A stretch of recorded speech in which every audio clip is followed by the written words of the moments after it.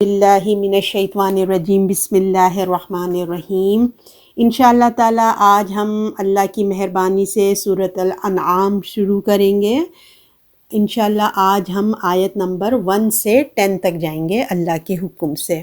بسم اللہ الرحمن الرحیم۔ الحمد للہ الذی خلق السماوات والارض وجعل الظلمات والنور ثم الذین کفروا بربہم یعدلون۔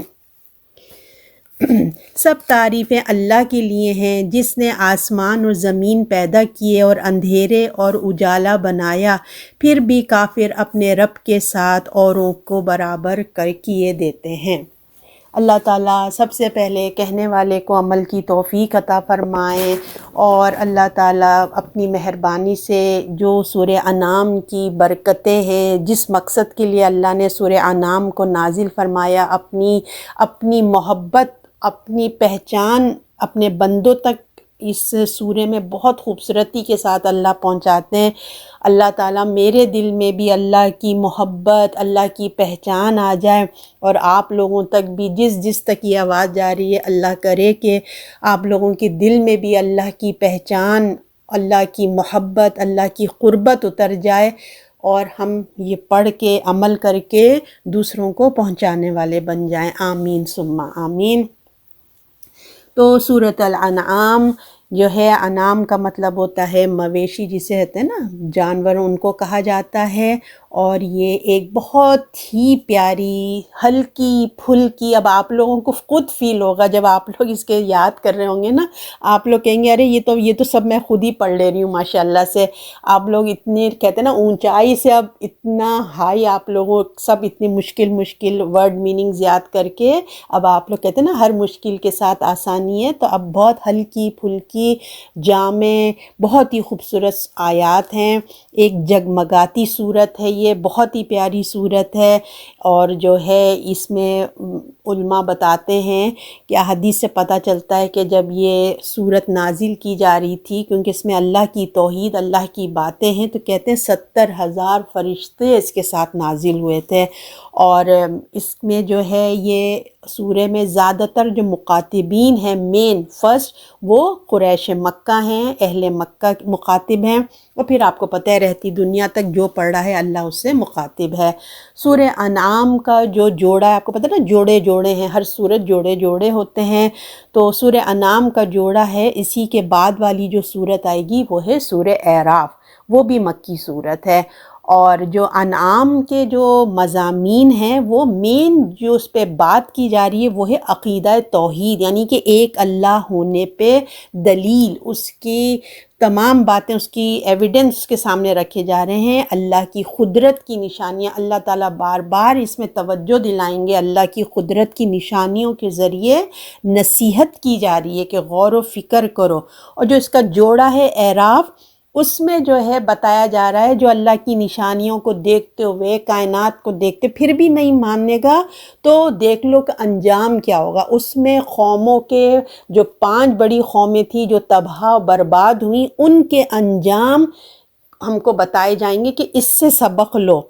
تو اللہ تعالیٰ جو مقصد ہے اس سورے کے نازل ہونے کا، اللہ اس مقصد میں ہم پورے اتریں۔ آپ کو یاد ہوگا ہم نے سورہ فاتحہ جب شروع کی تھی تو وہ الحمد سے شروع کی تھی، اب آلموسٹ 6 سپارے ہم نے پڑھ لیے ہیں اللہ کی مہربانی سے۔ اب جو سورت آئی ہے وہ بھی الحمد سے شروع ہو رہی ہے اللہ کے فضل سے۔ اور ایک اور اس سے مطابق جو ہے ہمیں حدیث کا مفہوم ملتا ہے، رسول اللہ صلی اللہ علیہ وسلم کی حدیث کا مفہوم ملتا ہے کہ آپ صلی اللہ علیہ وسلم نے فرمایا، قرآن مجید کی یہ پہلی 7 سورتیں، یعنی کہ سورہ فاتحہ سے جو ہم پڑھتے آ رہے ہیں، سورتیں جس نے اس کو سیکھ لیا وہ بڑا عالم دین بن گیا۔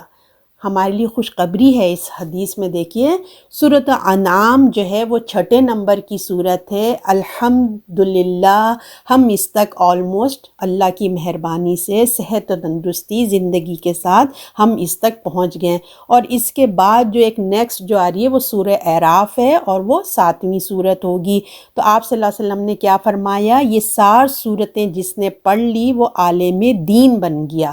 تو اس صورت میں اللہ کی توحید، ایک اللہ ہونے پر، کائنات کے مالک ہونے کے حوالے سے اس میں بہت سے دلیل اور اس کے حوالات ہمیں ملیں گے انشاءاللہ تعالی۔ تو اللہ تعالیٰ کی مہربانی سے، رسول اللہ کی خوشخبری سے ہم یہ اپنی سورہ شروع کرتے ہیں۔ اللہ تعالیٰ فرماتے ہیں الحمدللہ الذی خلق السماوات والارض، سب تعریفیں اللہ ہی کے لیے ہیں جس نے آسمان اور زمین پیدا کیا اور اندھیرا اور اجالا بنایا، پھر بھی کافر اپنے ساتھ اوروں کو شریک ٹھہراتے ہیں اللہ کے ساتھ۔ تو الحمد یعنی کہ حمد، تمام حمد، تعریف، شکر صرف اور صرف کس کے لیے ہے؟ رب العالمین کے لیے ہے۔ سب تعریفیں، محبت، عظمت اس کی، کیونکہ وہ اس کی کامل صفات کی وجہ سے، کامل صفات کی وجہ سے وہ اس کا حقدار ہے اللہ رب العزت۔ کیونکہ دیکھیں وہی ایک ذات ہے جس میں ساری خوبیاں موجود ہیں، ساری قوتیں، قدرت اور ہر چیز، یعنی کہ تمام تر تعریف اس رب کے لیے ہے جس کے اندر ساری قوتیں ہیں، قدرت ہے۔ اس کے علاوہ آپ کوئی بھی چیز کائنات کی دیکھ لیجئے، کوئی بھی چیز دیکھ، ہر ایک کے اندر ڈیفیکٹ ہے، نقص ہے، اور ہر ایک دوسرے کا محتاج ہے نا۔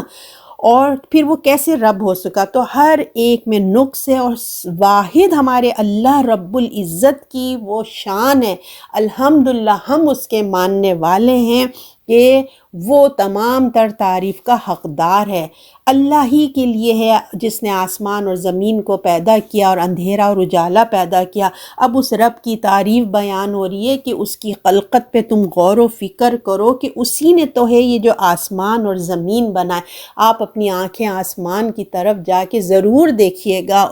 اس آیت کو اپنے ذہن میں رکھ کے تمام چیزوں کو نا اپنے اوپر اس پہ عمل کرنے کی کوشش کریں کہ اللہ کہہ رہے ہیں دیکھو آسمان اور زمین، دیکھیں یہی آسمان ہے جو ہمارے چھت ہمارے اوپر چھایا ہوا ہے۔ دنیا کے کسی بھی ملک میں چل جائیں آپ کو ایز اٹ از ایسے ہی آسمان، بغیر پلرز کے، بغیر جھول کے، بغیر سوراخوں کے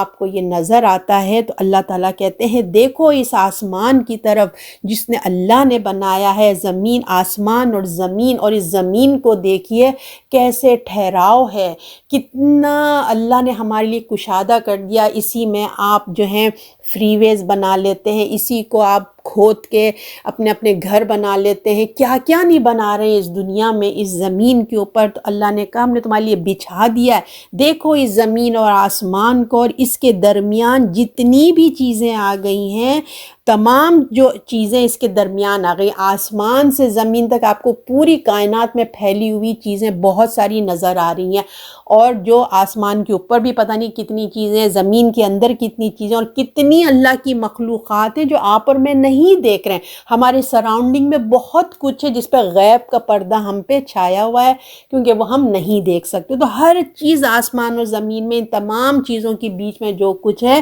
اس کا مالک کون ہے؟ ہمارا رب پروردگار ہے، اور اس نے اندھیرا اور اجالا بنایا۔ اور اس میں اندھیرا اجالا سے ایک تو ہم فزیکلی بھی دیکھتے ہیں، رات ہوتی ہے اندھیرا ہوتا ہے، اور صبح ہوتی ہے روشنی ہوتی ہے، اور اس کے میننگز میں یہ بھی آ سکتا ہے کہ گمراہی اور روشنی، یعنی کہ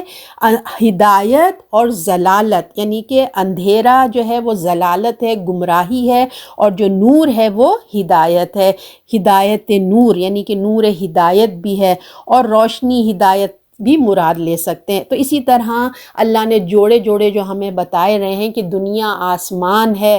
اندھیرا اجالا ہے، اور ہم بھی ہر چیز کا جوڑا دیکھتے ہیں، مرد اور عورت ہیں۔ تو ہم کو اب یہ سمجھنا چاہیے کہ اب اس کے پیچھے، یعنی کہ جو دنیا میں آپ اور میں رہ رہے ہیں، تو اس کا بھی تو کوئی جوڑا ہوگا نا۔ اب ہم نے اپنا دماغ کھولنا ہے، اللہ جو ہمیں غور و فکر کرا رہے ہیں، تو اب ہم نے سوچنا ہے۔ اب یہ جو دنیا ہے اس کا مطلب ہے کہ یہ دنیا تو اکیلی ہو نہیں سکتی، اللہ نے تو سب چیزیں جوڑے جوڑے بنائے، تو اس کا جوڑا کون سا ہے؟ اس کا جوڑا، اس کا مطلب ہے کہ ایک چیز آنے والی ہے، وہ آخرت ہے اس کا جوڑا، تو ہمیں اس کی تیاری کرنا ہے۔ اب اللہ تعالیٰ فرما رہے ہیں کہ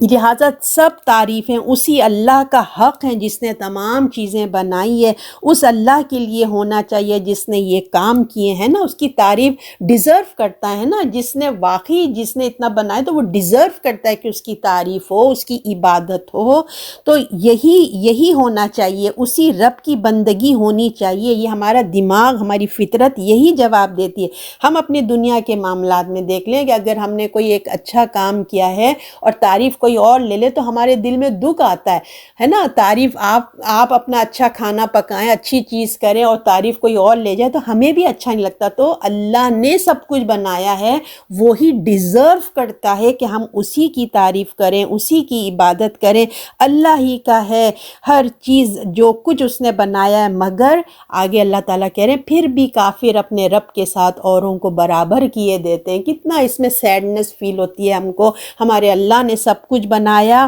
مگر کافر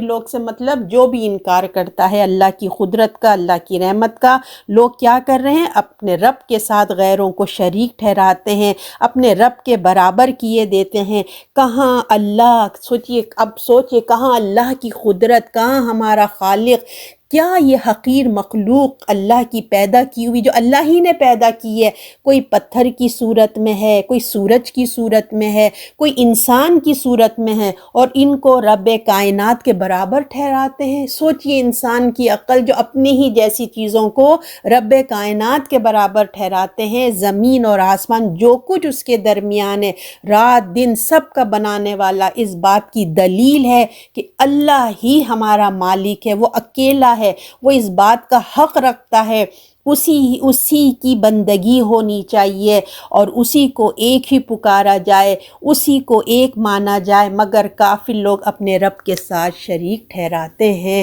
اِنَّ لِلَّهِ وَإِنَّا إِلَيْهِ راجعون۔ دیکھیں مشرکین مکہ جو تھے نا، وہ اصل مخاطب، میں نے آپ سے کہا نا پہلے وہی ہیں، وہ اصل میں اللہ کو مانتے تھے۔ ایسا نہیں ہے کہ وہ اللہ کو نہیں مانتے تھے، آج ہر کوئی اللہ کو مانتا ہے۔ اللہ کے جو ایک ہیں جو مانتے ہی نہیں اللہ کو، ناشکر ہے، تو وہ اللہ ہی کو مانتے ہیں کہ وہ اس نے پیدا کیا ہے، وہی رات دن کو پیدا کرنے والا ہے، وہی رات دن لاتا ہے، آسمان و زمین اسی نے بنائے ہیں، سورج چاند بنائے ہیں۔ وہ اچھی طریقے سے مشرکین جانتے تھے، وہ یہ جانتے تھے کہ یہ کام ان کے بتوں کا نہیں ہے، جو لات، منات، حبل، عزا، یہ کوئی ایسے کام نہیں کر سکتا، اور نہ کوئی ان کی دیوی نہ دیوتا۔ اس لیے ان کو خطاب کر کے کہا جا رہا ہے، اے نادانو، کیا تم کرو جب تم خود اپنے سے مانتے ہو کہ زمین و آسمان کا خالق مالک اللہ ہے، پھر یہ دوسرے کون ہوتے ہیں تم جن کے سامنے سجدے کرتے ہو، نظر و نیاز دیتے ہو، ان سے دعائیں مانگتے ہو اور اپنی حاجتیں پیش کرتے ہو؟ اللہ تعالیٰ فرماتے ہیں کہ تمہیں کیا ہو گیا ہے کہ جو تم کرتے ہو؟ تو اپنی سمجھداری سے کام لو اور اپنے اللہ کے آگے جھک جاؤ۔ آیت نمبر 2 ہے، اس میں اللہ کرتے ہیں وہی ہے جس نے پیدا کیا ہے تم کو مٹی سے، پھر مقرر کر دی ایک مدت مقررہ ہے، ایک اور مدت مقررہ ہے، اور نزدیک اس کے پھر بھی تم شک کرتے ہو۔ اب اللہ تعالیٰ ہمیں اور بتا رہے ہیں کہ دیکھو، پہلے اللہ نے آسمان و زمین، اندھیرا روشنی کو پیدا کرنے کا ذکر فرمایا پچھلی آیت میں، اب تم اپنی تخلیق کو دیکھو۔ پہلے کائنات پہ غور و فکر کروایا، اب کہنے تم اپنے آپ کو دیکھو۔ اللہ نے تم کو پیدا کیا، کیسے کیا؟ تم کو مٹی سے پیدا کیا، آدم کو بھی مٹی سے پیدا کیا، اور ان کی تمام اولاد جو ہم سب ہیں، ہم سب کی جو بیس ہے، ہماری جو بنیاد ہے، وہ کیا ہے؟ مٹی سے ہے، کیونکہ آپ کو پتہ ہے زندگی کی تمام چیزیں زمین سے حاصل ہوتی ہیں، جو کچھ ہم کھا رہے ہیں، پی رہے ہیں، سب زمین ہے، تو تمام مٹی سے پیدا کیا اللہ تعالیٰ نے۔ اگر تمہارے لیے، ہر انسان کے لیے اس زندگی کی ایک اللہ تعالیٰ نے کہہ تم کو پیدا کیا، اور تمہارے ہر انسان کی ہم نے کیا ایک زندگی کی مدت مقرر کر دی ہے، یعنی کہ ہر ایک کو ایک ٹائم لیمٹ ہم نے وقتی طور پہ ہم نے زندگی میں پیدا کیا ہے۔ اپنے وقت مقرر، جب اس کا وقت آ جاتا ہے، وہ اپنے وقت کے حساب سے اپنے دن پورے کر کے وہ اس دنیا سے رخصت ہو جاتا ہے، جو آپ اور میں بھی بہت دیکھتے ہیں۔ اب اللہ تعالیٰ کہہ رہے ہیں اسی طرح جس طرح تم ظاہری دیکھ رہے ہو، ایک انسان ایک پیدا ہوتا ہے، ایک وقت گزارتا ہے، پھر وہ دنیا سے رخصت ہو جاتا ہے، اسی طرح ایک اور مدت ہے، وہ اس کائنات کی مدت ہے جو تم اپنی اس دنیا کو دیکھ رہے ہو، اس کی بھی ایک مدت ہے، اس کائنات کی بھی ایک ٹائم لیمٹ ہے۔ جب وہ وقت آئے گا، وہ وقت مقرر جب آئے گا، وہ کیا ہوگا؟ جس کا علم کس کو ہے؟ صرف اللہ کے پاس ہے، اس کا علم کسی کے پاس نہیں ہے۔ جب وہ وقت آئے گا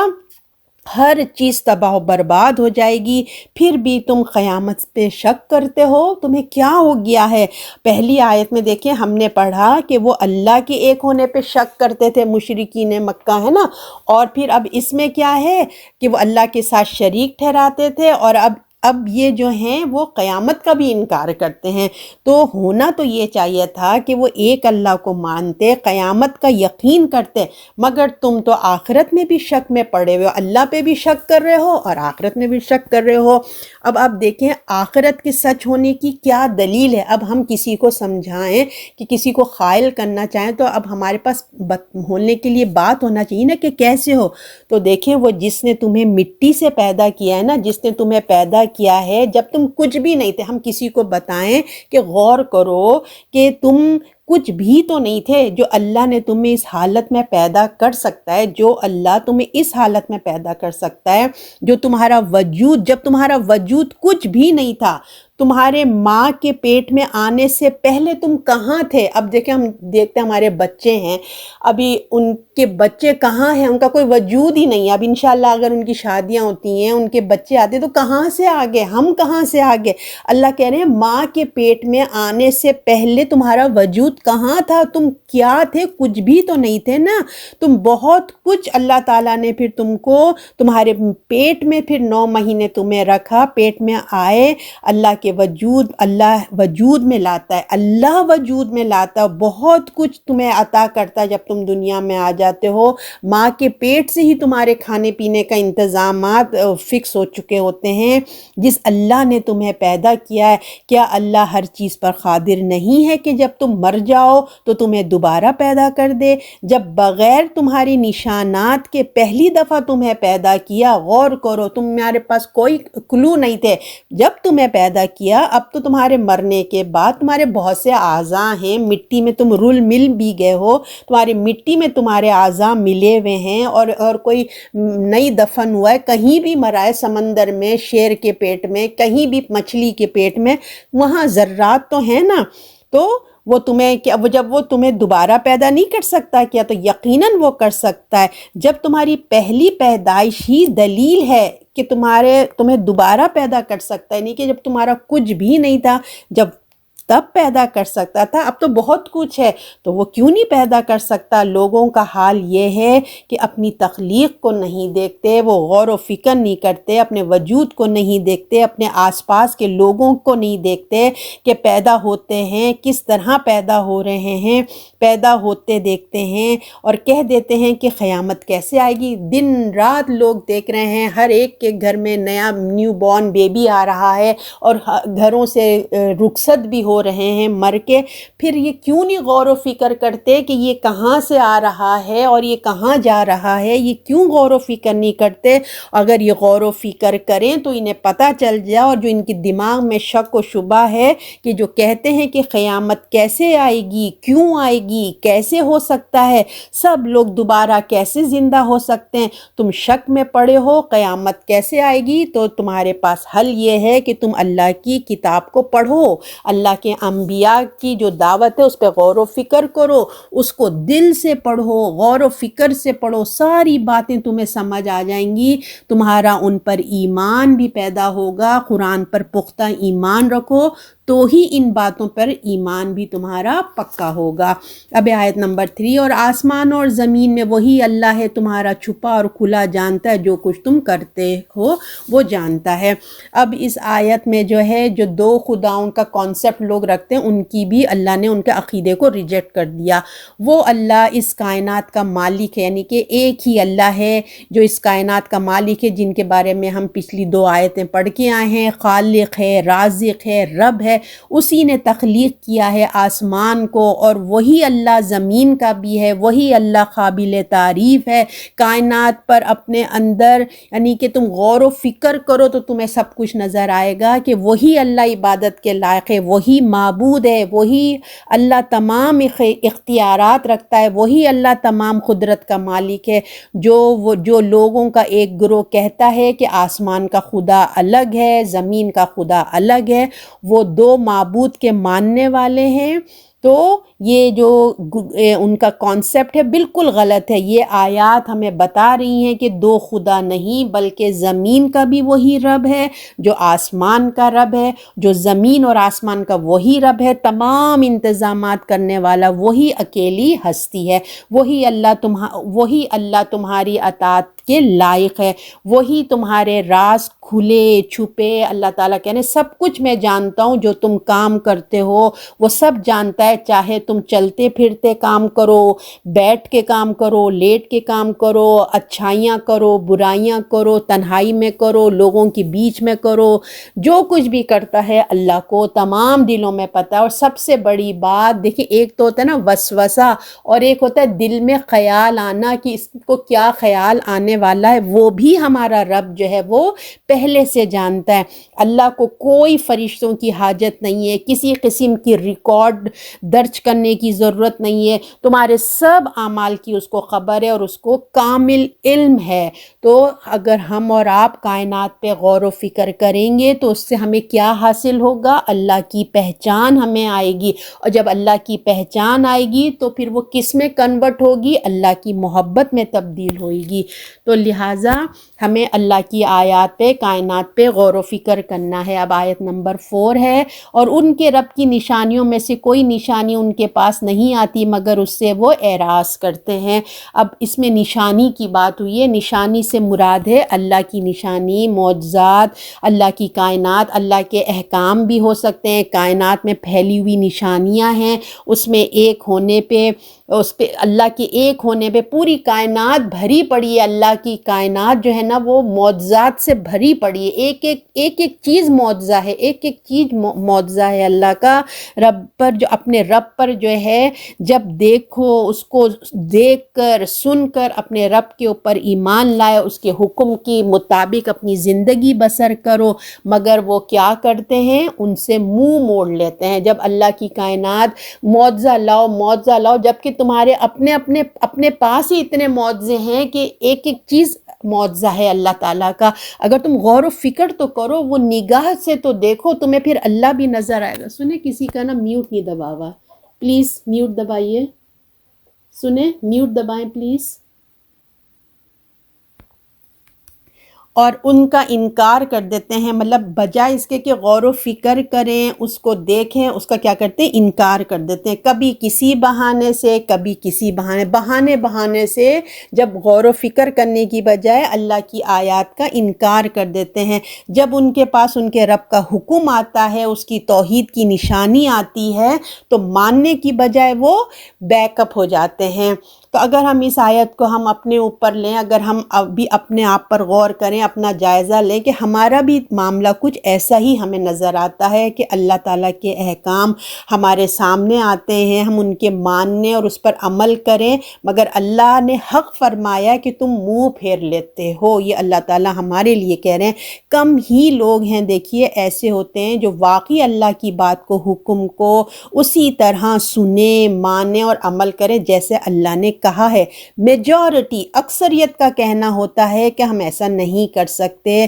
ہمارا ایمان بہت کمزور ہے، ہمارے حالات ایسے نہیں ہیں، بچے چھوٹے ہیں، گھر کی ذمہ داریاں بہت ہیں، ہماری جاب ہے، ہماری فلاں مجبوری ہے۔ تو اللہ کے کلام مگر کیا کہہ رہا ہے کہ ہماری مجبوری ہے تو اللہ کا کلام مانتے ہیں، اللہ کا حکم ہے، ہمیں کرنا چاہیے، مگر کیا کریں؟ ہماری مجبوری، کوئی نہ کوئی اپنا عذر پیش کرتے ہیں اور اپنے آپ کو کو عمل سے فارغ کر لیتے ہیں۔ تو اللہ کا فرمان حق ہے، اللہ نے جو کہا وہ حق ہے کہ جب بھی ان کے پاس میرا کوئی حکم آتا ہے، میری کوئی نشانی آتی ہے تو یہ اس سے منہ موڑ لیتے ہیں۔ یہ ہمارے لیے بات ہو رہی ہے۔ کم ہی ایسے خوش قسمت ہوتے ہیں جو ان کو سنیں، مانیں اور اس کا حق ادا کرنے کی کوشش کریں۔ اللہ ہم سب کو توفیق دے کہ ہم اللہ کے بندے بنیں اور صحیح معنوں میں اس کے حقوق کو سننے اور ماننے والے ہوں، اور ہم اپنے کاموں کو، اپنی مصروفیات کو، ہم اپنی مجبوریوں کو آرگنائز کریں، اپنے کاموں کو تھوڑا آگے پیچھے کریں اور اللہ کے حکم کو سب سے آگے رکھیں۔ انشاءاللہ اس عمل کی برکت سے اللہ ہمارے مسائل میں حل فرمائیں گے، ہماری مجبوریوں کو بھی دور فرمائیں گے، اور اللہ سبحان ہمارے ہر معاملے میں ہماری مدد فرمائیں گے۔ جب ہم اللہ کی بات پہلے سنیں، پھر اپنا کام کریں تو اللہ کی رحمت، برکت اور سکون دل عطا ہوتا ہے، اور ہمارے کام بھی ہو جاتے ہیں، اللہ کی مدد بھی شامل حال ہوتی ہے، اللہ کی رضا بھی ہوتی ہے، اور ہمارے سارے معاملات اللہ کی رحمت سے صحیح حل ہو جاتے ہیں، اور ہمارے پاس وقت بھی بچ جاتا ہے۔ یہ آپ خود آزما کے دیکھ لیجئے۔ ہم صرف اپنی دیکھیے ظاہری کاموں کو ہم اہمیت دیتے ہیں کہ ہمیں آج یہ ضروری کام ہے، ہم اہمیت دیتے ہیں، ہم اپنی اصل زندگی کو، موت کو ہم بھول جاتے ہیں، ہم اپنی اصل زندگی کو، موت کو سامنے نہیں رکھتے، اپنی ظاہری زندگی کے مسئلے مسائل کو ہم سامنے رکھتے ہوئے اکثر و بیشتر ہم اللہ کے احکام کو نظر انداز کر دیتے ہیں، ہم اپنے ہاتھوں سے ہم اپنی آخرت کا نقصان کر لیتے ہیں۔ تو اللہ تعالیٰ آپ کو، مجھے، ہمیں ہدایت دے اور ہمیں اللہ کے احکام کو۔ اب آیت نمبر 5 میں اللہ تعالیٰ فرماتے ہیں، سو بے شک انہوں نے حق کو جھٹلایا، جب ان تک پہنچا سو ان کے آگے اس بات کی حقیقت جس پر وہ ہنستے تھے آئی جاتی ہے۔ تو ہم جیسے کہ پچھلی آیت میں پڑھ چکے ہیں کہ ان غافلوں کے سامنے جو بھی اللہ کی نشانی آتی تھی، اسے وہ کیا کرتے تھے؟ منہ موڑ لیتے تھے، انکار کرتے تھے۔ مطلب اتنی ان میں غفلت تھی کہ یہ ان کو موقع ہی نہیں آتا تھا کہ رک کے غور و فکر کریں، اگر موقع بھی ملتا تھا تو اس کو بھی وہ ہنسی مذاق میں اڑا دیا کرتے تھے۔ تو اب اللہ تعالیٰ ان کو اور توجہ دلا رہے ہیں کہ دیکھو، سو بے شک انہوں نے حق کو جھٹلایا، یعنی کہ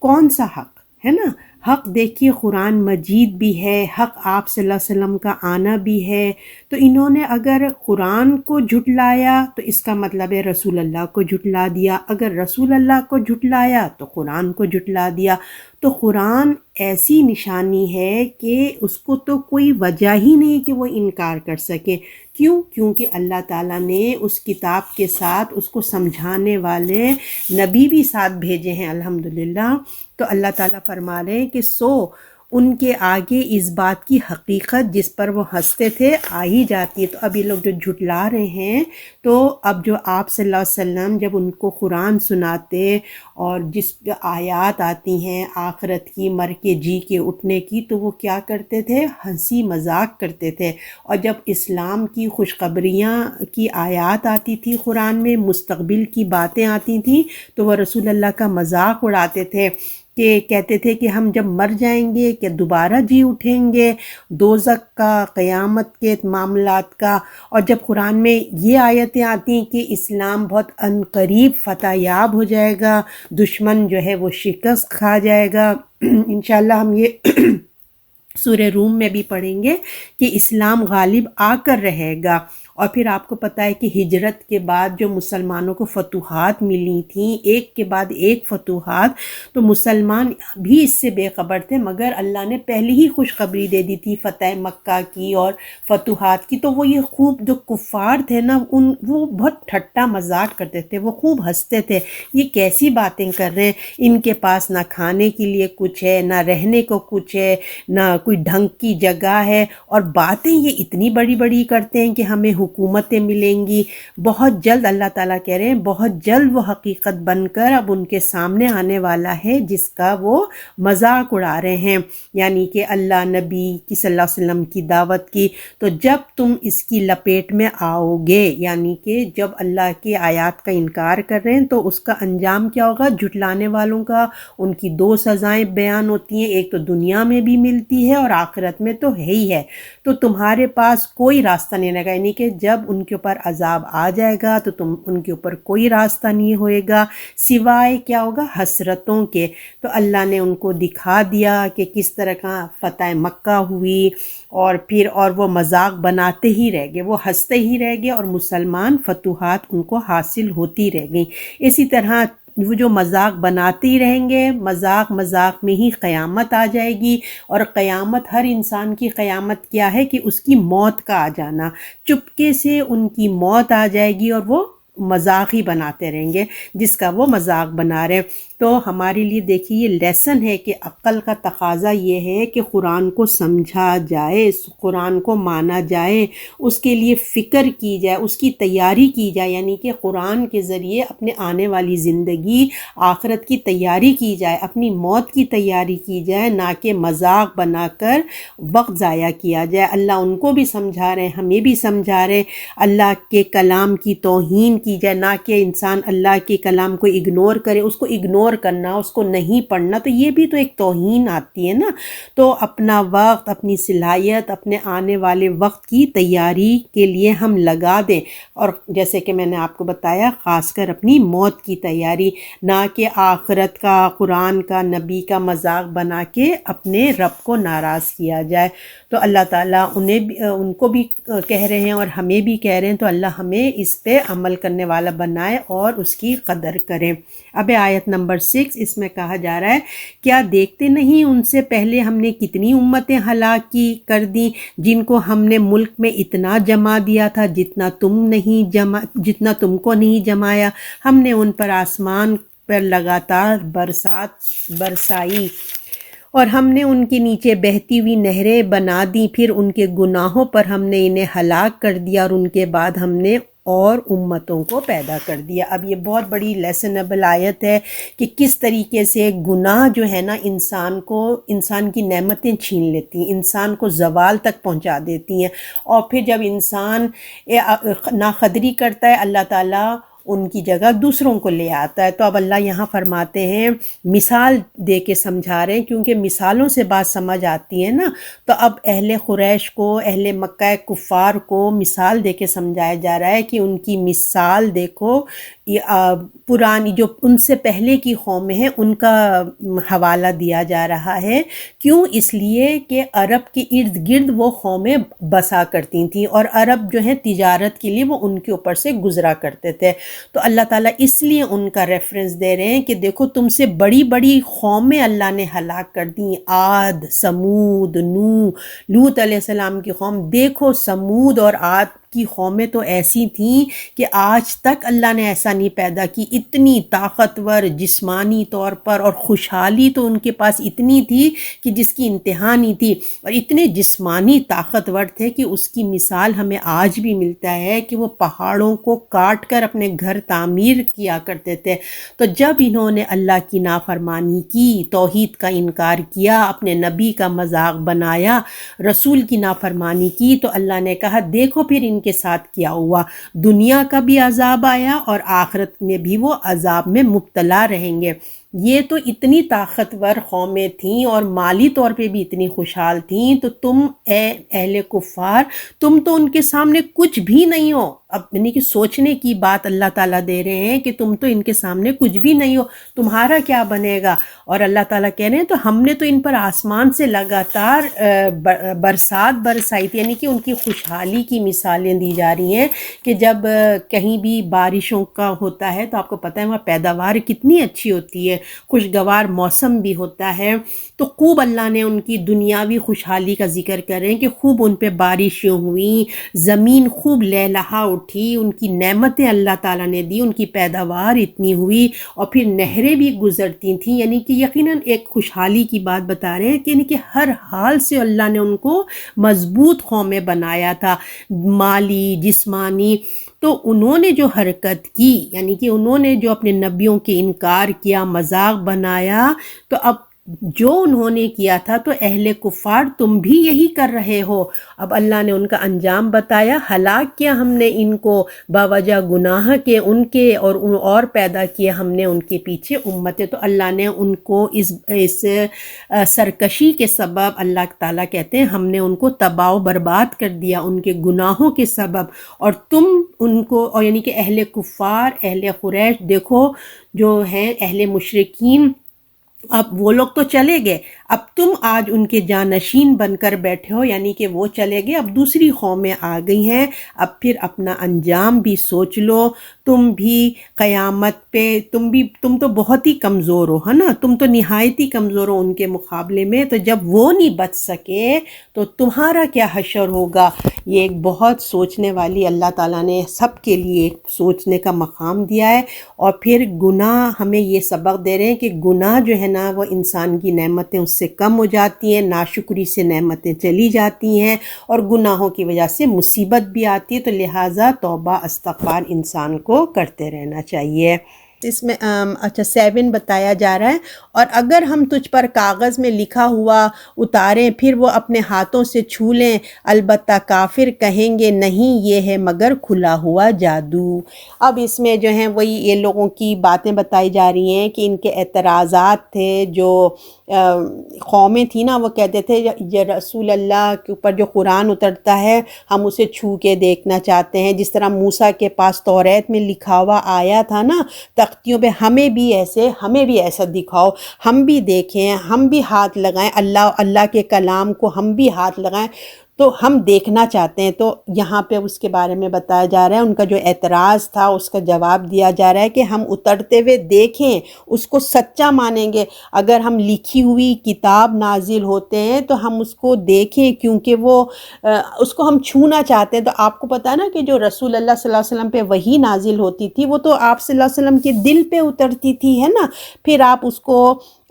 پڑھا کرتے تھے اور صحابہ سنتے تھے اور پھر اس کو لکھا کرتے تھے۔ تو وہ کہتے تھے اگر ان کو ہاتھوں میں بھی کاغذوں میں آئے، مطلب جیسے موسیٰ علیہ السلام کو ملی تھی، ہمیں بھی کاغذوں میں لکھ کے دکھاؤ، ہمیں بھی اسی طریقے سے دکھاؤ۔ وہ ایمان نہیں لانا، وہ دیکھ کر بھی ایمان نہیں لائیں گے۔ اللہ تعالیٰ کہہ رہے ہیں یہ سب ان کے ڈرامے بازیاں ہیں، اگر ان کو ہاتھ میں بھی دے دیا جائے گا نا وہ پھر بھی ایمان نہیں لائیں گے، وہ دیکھنے کے بعد بھی نہیں لائیں گے، اور وہ ڈرامے کریں گے۔ وہ کیا کہیں گے، اگر ان کو دکھا دیا جائے کہ اوپر سے بھی کاغذ اتر رہا ہے، ہاتھوں میں ہے، تم ہاتھوں سے چھو بھی رہے ہو، وہ کیا کہیں گے، مگر یہ کھلا جادو ہے، ہم پہ نظر بندی کر دی گئی ہے، ہم کو تو ایسے جادو کر دیا گیا ہے، یہ سب دھوکہ ہے۔ وہ ایسے ڈرامے کریں گے، وہ انکار کر دیں گے، ان کو ایمان لانا ہی نہیں ہے۔ اب آیت نمبر 8، وہ کہتے ہیں اس پر کوئی فرشتہ کیوں نہیں اترتا، اگر ہم فرشتے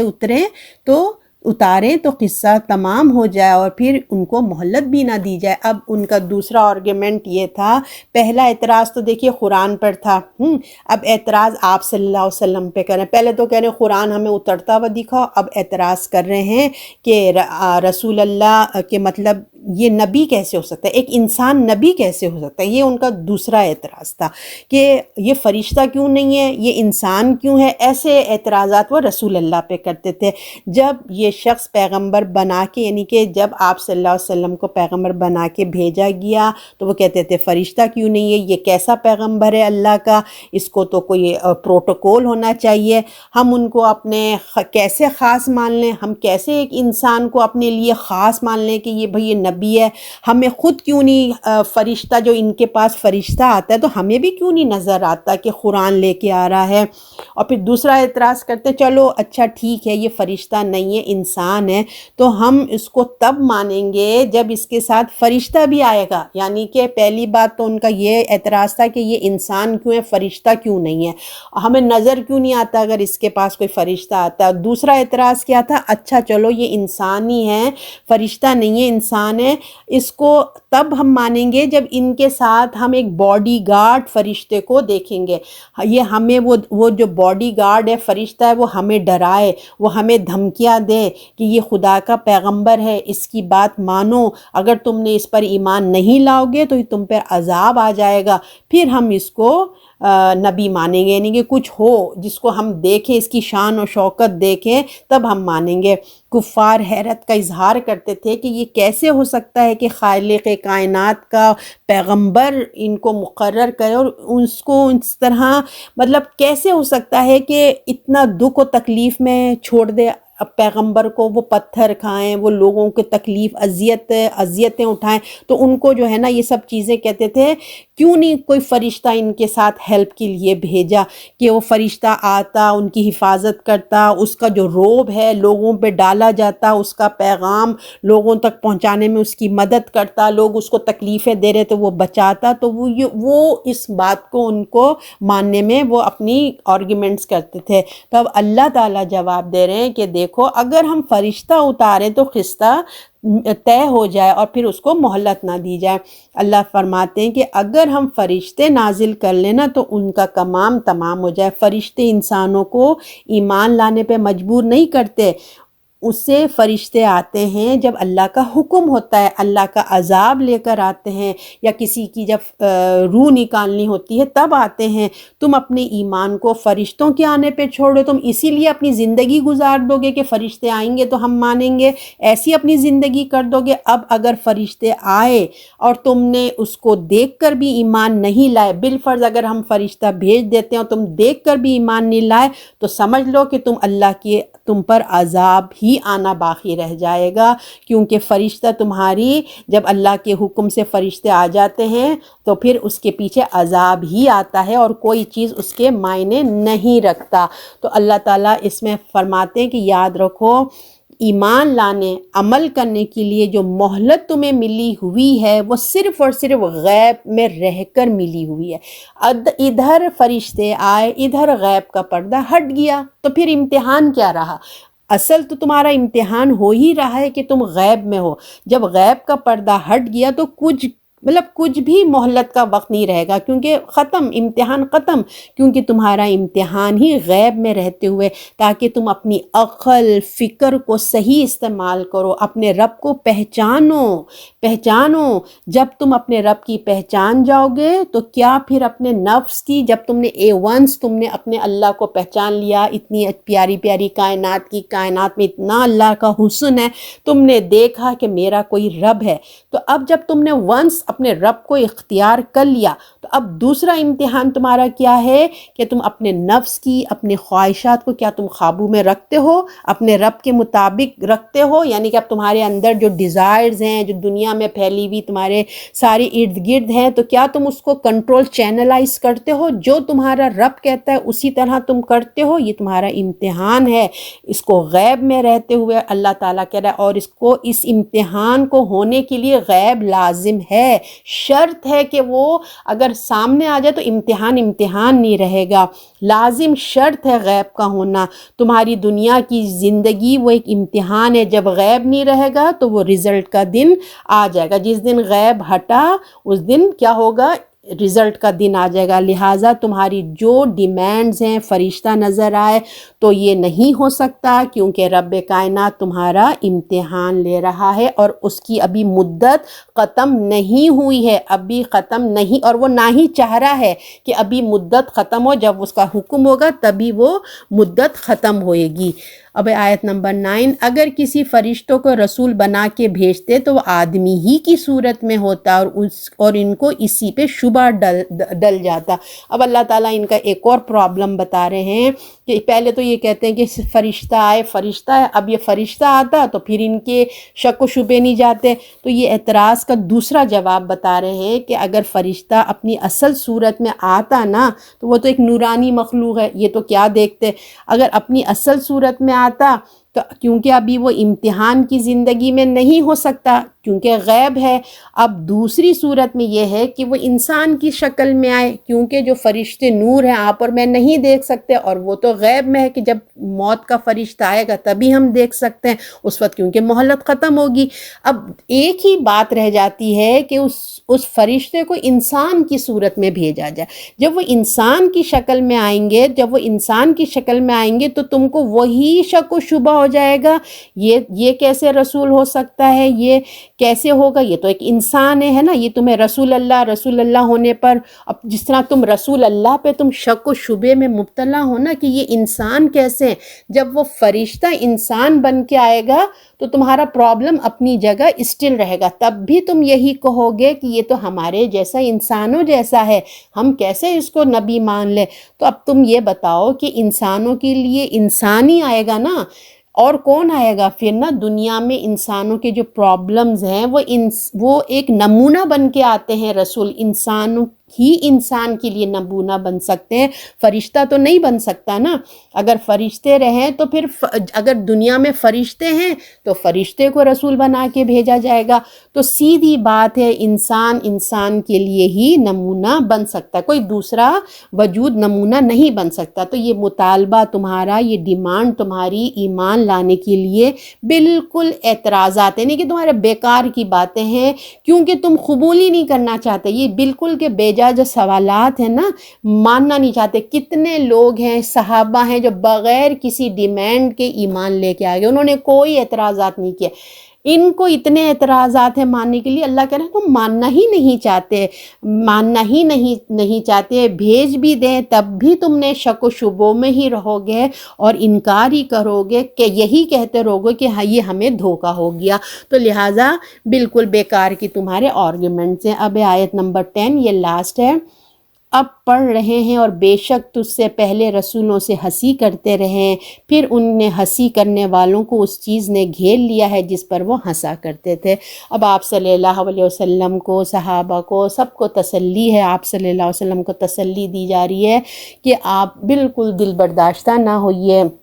یہ جو آپ سے ہنسی مذاق ٹھٹا کرتے ہیں، آپ کو نہیں مانتے ہیں، تو یہ صرف آپ ہی کے ساتھ ایسا نہیں ہو رہا ہے، آپ سے پہلے بھی جتنے انبیاء آئے ہیں ان کا یہی رویہ رہا ہے، جو انکار کرنے والے ہوتے ہیں بس وہ مذاق ہی اڑاتے رہتے ہیں۔ اور ہمارے لیے بھی ایک اللہ تعالیٰ نے تسلی دی ہے کہ اگر ہم بھی نئے نئے جب دین میں آتے ہیں تو لوگ بھی اگر تمہارا مذاق اڑائیں تو یہ ایک عادت ہے لوگوں کی، ان چیزوں کو اپنے دل پہ مت لو، بس اپنے کام سے کام رکھو، ٹھیک ہے نا۔ مذاق، جتنی بھی چیزوں کا مذاق بناتے ہیں وہی باتیں جو ہے نا سچ ہو گئی، یعنی کہ جس چیز کا یہ مذاق اڑاتے ہیں، جیسے میں نے آپ کو پچھلی آیت میں بتایا تھا نا کہ فتح مکہ بھی ہو گئی، مسلمانوں کا غلبہ بھی ہو گیا، کتنا مذاق بناتے تھے، دیکھو یہ سب باتیں ان کی سچ ہو گئی، اور جو ہے ان پہ وبال، اب کیا کریں گے، ان کے نہ ماننے کا جو وبال ہے ان کے اوپر آ گیا، جب انہوں نے نہیں مانا وہ خود مصیبت میں آ گئے۔ کہ کیا ہوا، آپ سب نے دیکھا کہ